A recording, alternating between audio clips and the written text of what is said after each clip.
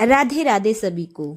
तो आइए आज हम महाराजा गरीबदास जी के समय में गिरती हुई औरत को कैसे उठाया। महाराजा गरीबदास जी के समय में स्त्री को अधिक आदर नहीं दिया जाता था। आमतौर पर स्त्री को दासी के रूप में देखा जाता था। नारी का प्रमुख धर्म अपने पति की सेवा ही था। इसीलिए श्रेष्ठ नारी का मुख्य लक्षण उसका पतिव्रता होना ही है। सतगुरु कबीरदास जी ने जहाँ मनुष्य को स्त्री का आदर भाव करने का उपदेश दिया, वहीं पर स्त्री के लिए उसके धर्म पतिव्रता रहने पर भी दृढ़ता से कहा है। पति की आज्ञा में रहने को इस तरह कहा गया है। गरीब पतिव्रता सो जानिए, माने पीब की आन, पीव भावे सोई करे, बिन आज्ञा नहीं खान। गरीब पतिव्रता सो जानिए, जाके दिल नहीं और, अपने पीव के चरण बिन तीन लोक नहीं ठोर।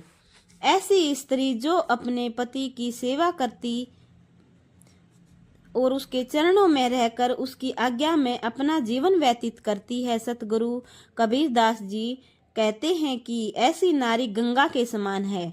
ऐसी पवित्र नारी के चरणों की धूल भी मस्तर पर लगानी चाहिए। गरीब पतिव्रता के चरण की सिर पर रजले ढार, 68 तीर्थ सब किए गंगा नहान किदार। गरीब पतिव्रता प्रणाम कर पतिव्रता को पूज, पतिव्रता पार ब्रह्मा है सतगुरु को ले बूझ। सतगुरु गरीबदास जी ने नारी का कितना सम्मान किया है कि वह नारी जो पतिव्रता है पार ब्रह्मा का ही स्वरूप है। उस नारी की पूजना चाहिए, उसे प्रणाम करना चाहिए। स्त्री को कितना उत्तम दर्जा दिया है महाराजा गरीबदास जी ने। उस समय जब स्त्री को दुत्कारा जाता था, जब उसे पाँव की जूती समझा जाता था, अगर जूती डाल ली तो ठीक नहीं है, नहीं तो किसी किनारे रख दी, वहीं पर जलती सूखती रहे। उस समय में स्त्री के पक्ष में आवाज उठाकर सतगुरु गरीबदास जी ने समाज में क्रांति ला दी। वह स्त्रियां जो सुशील है, उत्तम स्वभाव की हैं, अपने पति एवं परिवार की इज्जत बढ़ाती हैं, उनका सत्कार क्यों ना हो। सतगुरु जी ने इन शब्दों के साथ एक क्रांति ले आए। वे स्त्री को समाज में सत्कार योग्य स्थान बनाया। जैसे सतगुरु श्री गुरु नानक देव जी ने स्त्री के पक्ष में आवाज उठाते हुए कहा था कि सो क्यों मंदा आखिए जित जमे राजान, अर्थात जो राजाओं को जन्म देने वाली जननी है, उसे मंदा क्यों बोला जाए। इसी तरह सतगुरु गरीबदास जी ने उस जननी को धन्य कहा है जिसने सूरवीर को जन्म दिया है।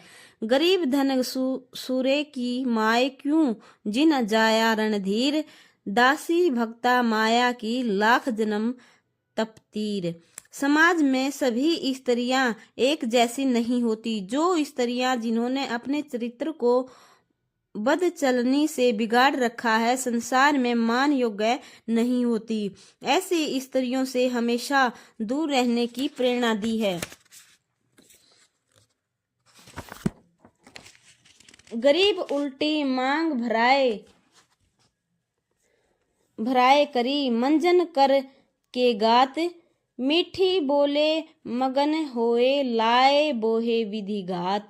गरीब पूत कर खा गई, भाई बीरा लाए लोए, खसम कर पी गई, नारी विष की होए। चरित्रहीन स्त्री को नागिन कहकर तिरस्कारते हैं। ऐसी औरत के साथ बोलने से तप का सत्यानाश हो जाता है और अगर छू ले तो वंश ही खत्म हो जाता है। गरीब काम निकाली नागनी, देखत ही डस खाए, बोले से तप खंड होए, पर से वस जाए। गरीब कामनी काली नागनी मारत है भरी डंक, सुर नार मुनि जन डसी लिए खाए राव रू रंक। इसलिए सतगुरु गरीबदास जी ने उच्च आचरण वाली स्त्री की प्रशंसा करके उसे समाज में उचित स्थान दिलवाया।